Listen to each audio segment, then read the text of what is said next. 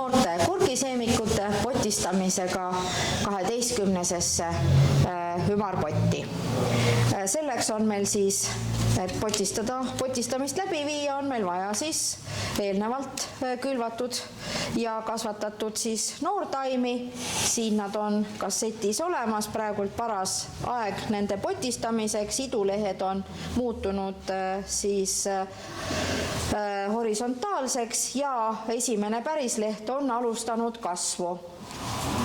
Et siit on ilusasti nendel taimedel see pärislehe kasvu algus näha, kasvupung on näha. Siis potid on eelnevalt substraadiga täidetud ja selleks, et selle taime kassetist kätte saada, kasutan ma grilltikku, kergitan taime kassetist välja ja teen poti siis sõrme jagu sügavuse, kui panna nüüd taim sõrmedega võrdlusesse, siis täpselt sellise sügavusega meil ka see istutusava tuleb, potistusava, sest taim potistatakse kuni idulehtedeni pinnase sisse. Ja kergelt surume substraadi ümber taime siis varre osa.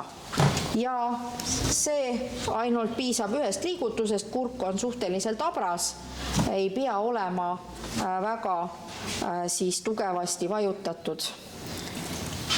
Ja kergelt jälle vajutame kinni ja jälgime, et haarame, kergitame taime välja.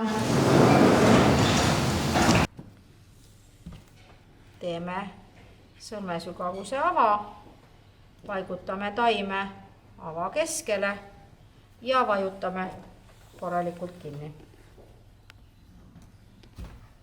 Kordan protseduuri. Kenasti taim sisse,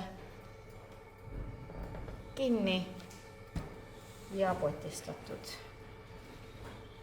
Ja veel üks kord.